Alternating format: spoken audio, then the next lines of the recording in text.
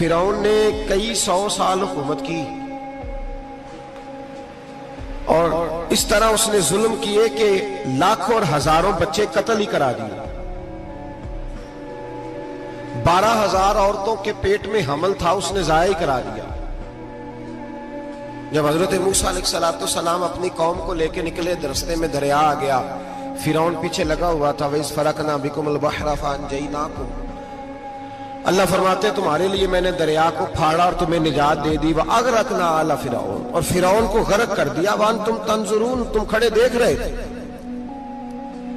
اب جب حضرت موسیٰ دریا کے کنارے پہنچے تو فرعون بھی پیچھے آیا. فرعون لوگوں سے کہا کرتا تھا کہ میں کہتا ہوں تو دریا چلتا ہے, میں کہتا ہوں تو ہوائیں آتی ہیں, میرے حکم کے پابند ہیں سارے. جاگ رہے ہیں نا آپ حضرات, غور فرمائیے گا بات پر. دعویٰ تھا اس کا کہ میں کہتا ہوں تو نظام زندگی چلتا ہے. اب جب دریا کے کنارے پہنچی حضرت موسیٰ علیہ السلام تو اللہ نے حکم دیا کہ آپ عصا ماریں. جناب موسیٰ نے عصا مارا, 12 رستے بن گئے. اب حضرت موسیٰ کی قوم گزر رہی تھی تو فرعون سے پوچھنے لگے کہ تو کہتا تھا میرے حکم سے چلتا ہے, تو وہ تو حضرت موسیٰ نے ڈنڈا مارا ہے تو رستہ بن گیا ہے. باز نہیں آتا انسان باز بنے بڑے ہیں اس کے پاس. بڑی دلیلیں ہیں, جھوٹ سچ بول کے اپنے آپ کو مطمئن کرتا ہے, آخر دم تک تبدیل ہونے کو تیار نہیں ہوتا. دلیلیں گھڑتا رہتا ہے, بناتا رہتا ہے, شور کرتا ہے جان بوجھ کے. بھئی تو کہتا تھا میرے چلانے سے چلتا ہے, تو باز ابھی بھی نہیں آیا. کہنے لگا میں نے ہی حکم دیا ہے کہ ذرا پھٹ جا, مجھے یہ زندہ چاہیے. باز رسی جل گئی بال, کہنے لگا میں نہیں کہا ہے دریا کو کہ یہ مجھے زندہ چاہیے, میرے بھاگے ہوئے ہیں تو اس لیے پھٹا ہے, تو آؤ میرے ساتھ دریا کراس کرے. تو پتا تو ان کو بھی تھا نا, جتنا تو رب بنا ہوا ہے, پتا تو تھا, سارے جانتے تھے.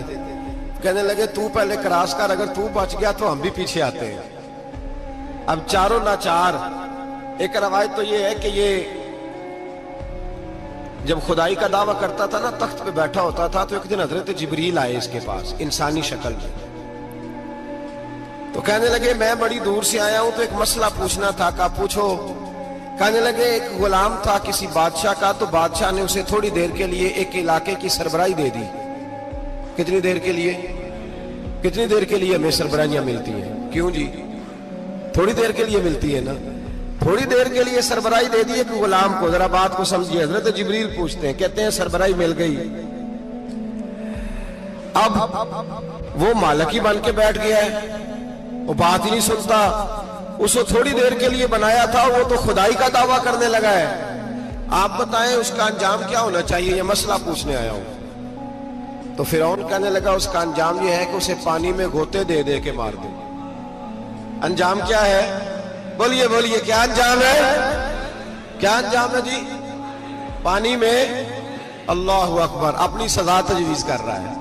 اس کی سزا کہ اسے پانی میں غوطے دے دے کے مارو ظالم کو. اسے تھوڑی دیر کے لیے بنایا تھا اور وہ چھائی گیا ہے, قبضہ ہی کر گیا ہے. حضرت جبریل کہنے لگے جی آپ لکھ کے دے دیں گے؟ کہنے لگا لاؤ لکھ دیتے ہیں. لکھوا لیا. جناب جبریل رکا لے کے تشریف لے گئے. اب جب فرعون دریا میں آیا نا تو اللہ نے حکم دیا مل جا. جب دریا ملا چیخنے لگا تو حضرت جبریل آئے, کہنے لگے تیرا ہی فتویٰ ہے, یہ تیری سزا ہی ہے نا, ہم بھی بڑی سزائیں تجویز کرتے ہیں. یہ جھوٹا ہے جی, اس کا تو فلانا علاج ہونا چاہیے, تو اگر تو جھوٹ بولے تو یہ فلانا بڑا جاور ہے جی, اس کے ساتھ اس طرح ہونا چاہیے, تو اگر تو یہ کام کرے تو جو سزا تو لوگوں کے لیے تجویز کر رہا ہے تو اپنے بارے میں بھی سوچ. اب جب غوطے آئے نا, آخری وقت دیکھا وہ فرعون جو کہتا تھا میری مرضی سے دریا چلتا ہے. علامہ صاوی نے تفسیر صاوی میں لکھا ہے, تڑپ کے رونے لگا. جب یہ مزاج ہے, ایک دفعہ اوپر آتا ہے آدمی جب دریا میں جاتا ہے, اوپر آیا تو چیخنے او میرے حواریو خدا کا واسطہ مجھے بچاؤ. کہنے لگے تو کہتا تھا میری مرضی سے چلتا ہے. بے بسی ہے, تڑپتا ہے, روتا ہے. وارث شاہ مان کری نہ وارثہ دا, رب بے وارثہ کر کے مار دائی. تڑپ رہا ہے, چلا رہا ہے, کوئی مدد کو نہیں پہنچتا. اب جب آخری غوطہ آیا تو کہنے لگا آمنا میں رب موسیٰ و ہارون, میں موسیٰ کے رب کو بھی مان گیا, ہارون کے رب کو بھی. اللہ نے فرمایا نہیں, اب تیرا ماننا قابل قبول اس وقت ماننا تھا جب تجھے مہلت دی تھی، جب تو جوان تھا.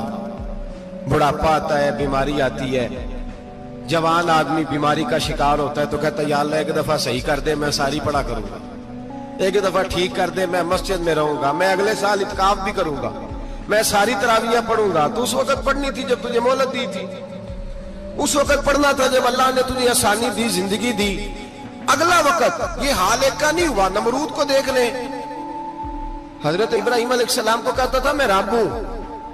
آپ نے فرمایا رب تو وہ ہے جو زندہ کرتا اور مارتا ہے. ایک موت کا قیدی بلایا، کہنے لگا ہاں بھائی کتنے دن رہ گئے تھے پھانسی میں؟ کہنے لگا جی پرسوں ہونی تھی. کہا جا تجھے آزاد کیا، لو میں بھی زندگی دیتا ہوں. ایک بے گناہ آدمی کو پکڑ کے قتل کر دیا، کہتا میں بھی مارتا ہوں.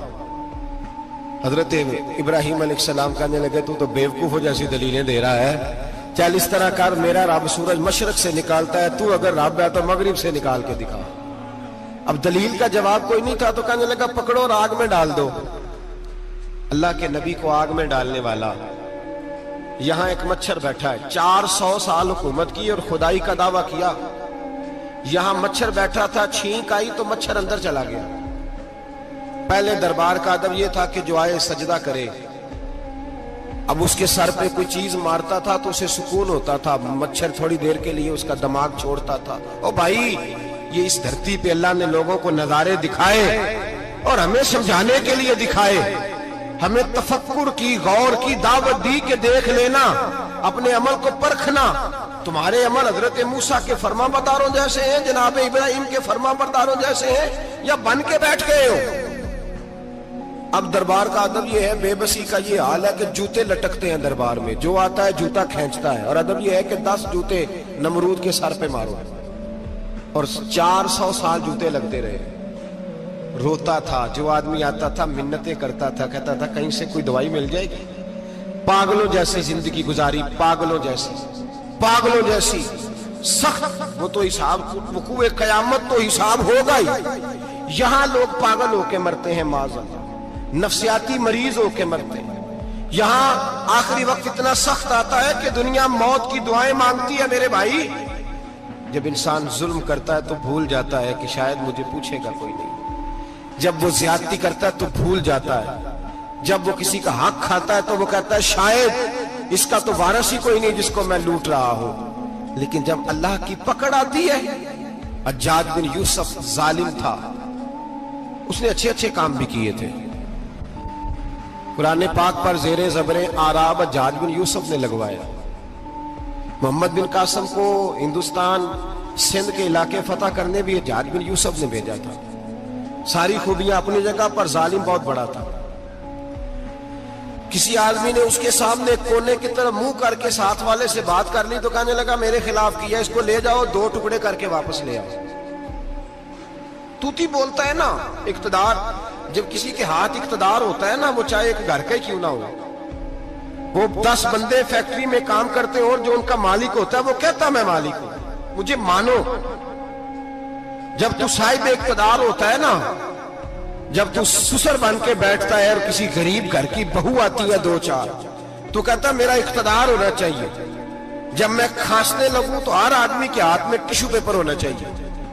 جب میں بولنے لگوں تو بندھے ہوئے ہاتھوں سے ہر آدمی جی کرتا ہوا کھڑا ہونا چاہیے. جس آدمی کا، اور یہ کام بہو بھی کرتی ہے کئی دفعہ، وہ بھی کہتی ہے کہ تمہیں پتا نہیں میں کتنا لمبا چوڑا جہیز لے کے آئی ہوں. جب میں سونے کے لیے اپنے بیڈ روم میں جاؤں تو خبردار بوڑھے بابے کو اجازت نہیں کہ وہ کھانسے. اماں کو چاہیے کہ اگر اس کو بڑی سخت پیاس بھی لگی ہے تو میرے سوتے باورچی خانے میں برتن نہ کھٹکھٹائے. جو جہاں بھی جس اسٹیج پہ بھی بیٹھتا ہے وہ کہتا ہے کوئی نہیں مجھے پوچھنے والا، میں مطلق العنان ہوں. جوان بوڑھوں کا مذاق اڑاتے ہیں، سمجھتے ہیں شاید کبھی بوڑھے نہیں ہوئے، مذاق اڑاتے ہیں. تندرست لوگ بیماروں کا مذاق اڑاتے ہیں، شاید کبھی بیمار نہیں ہوئے. حجاج بن یوسف ظالم تھا، ظلم کرتا تھا، زیادتی کرتا تھا.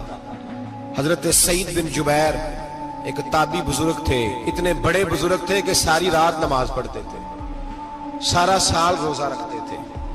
ایک دن انہوں نے منبر پہ بیٹھ کے کہا کہ حجاج ظلم سے باز آ جائے ورنہ اللہ کی لاٹھی بڑی بے آواز ہے. اللہ کی لاٹھی، اس کا کیا مطلب ہوتا ہے؟ اس کا مطلب ہے جب رب کی لاٹھی چلتی ہے تو اس کی آواز جی اس کا پہلے کوئی پیغام وہ پہلے اعلان نہیں کرتا کہ تگڑے ہو جاؤ لاٹھی چلنے لگی ہے. لاٹھی چلتی ہے پر اس کی آواز سمجھ آ رہی ہے میری بات کی. جمعۃ الوداع کے لیے تشریف لانے والے احباب خاص غور فرمائیے گا. حجاج بن یوسف کو پتا چلا کہ حضرت سعید بن جبیر نے میرے خلاف بات کی. بلا لیا, کہنے لگا تو نے میرے خلاف بات کی ہے؟ فرمانے لگے کی ہے. کہنے لگا تجھے پتا ہے میں قتل کر دوں گا؟ آپ فرمانے لگے نہ تو زندگی کا مالک ہے نہ موت کا مالک ہے, تو کیسے قتل کر؟ کہنے لگا تجھے پتا ہے میرا؟ فرمایا میں نے تجھے نہیں, میں نے تو کئی شداد, کئی حماد, کئی قارون, کئی فرعون, کئی نمرود دیکھے, کئیوں کی داستانیں سنی. تو کون ہے؟ تو چھوٹا سا ہے. ایک جملہ ہے ملا جلال الدین رومی کا, بڑے درویش تھے, ایک بات کہہ گئے. کہنے لگے نمرود جتنے پیسے نہیں, فرعون جتنی حکومت نہیں, قارون جتنی دولت نہیں, ورنہ فرمانے لگے میرے زمانے میں بھی کئی لوگوں کا خدا بننے کو دل کرتا ہے, کئی لوگوں کا دل کرتا ہے, لیکن نمرود جتنے پیسے, فرعون جتنی طاقت اور قارون جتنی دولت نہیں, ورنہ ہو سکتا ہے لوگ دعویٰ کر جائیں معاذ اللہ ثم معاذ اللہ. یہ آج سے کئی سو سال پہلے وہ کہہ رہے ہیں, آج تو حالات بڑے ابتر ہیں, اس کی نسبت خطرناک.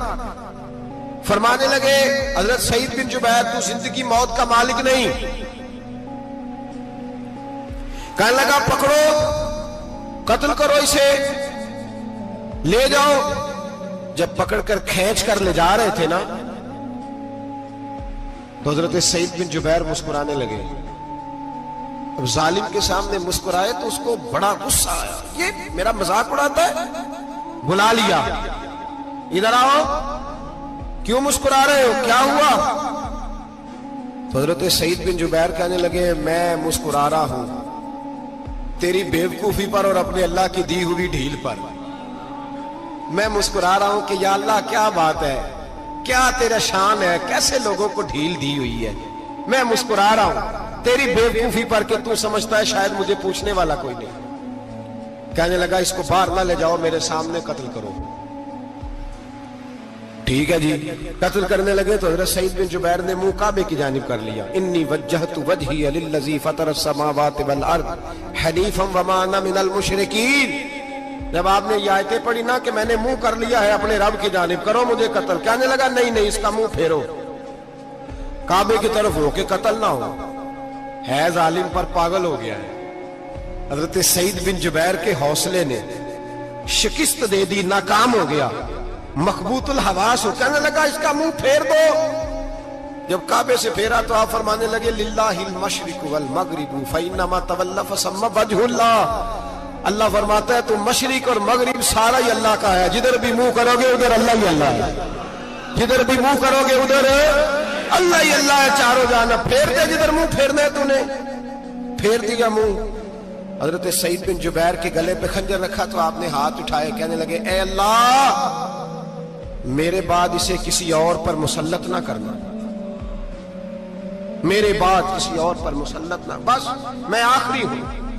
جب آپ ذبح ہوئے تو اتنا خون نکلا کہ لوگ کہتے ہیں جتنا اونٹ کے وجود سے نکلتا ہے. تر ہو گیا سارا اس کا دربار. ایک سمجھدار آدمی کو بلا کے کہنے لگا اتنا خون میں نے بڑے بندے قتل کرائے ہیں پر اتنا خون نہیں نکلا. تو وہ کہنے لگے لوگ مر جاتے ہیں, مرتے وقت ڈر جاتے ہیں, سہم جاتے ہیں, خون سکڑ جاتا ہے. لگتا ہے یہ شخص جب دنیا سے گیا ہے تو ڈٹ کے گیا ہے, یہ ڈٹ کے گیا ہے دنیا سے. حجاج بن یوسف رات کو سویا تو تڑپ کے اٹھا, کیا ہوا؟ گھر والے کہنے لگے کیا ہوا؟ کہنے لگے سعید بن جبیر خواب میں آیا اور کہتے ہیں اٹھ مجھے بتا تو نے مجھے کیوں قتل کیا, بتا کیوں مارا. اگلی رات پھر سویا تو وہی خواب, پھر سویا تو وہی خواب. گناہ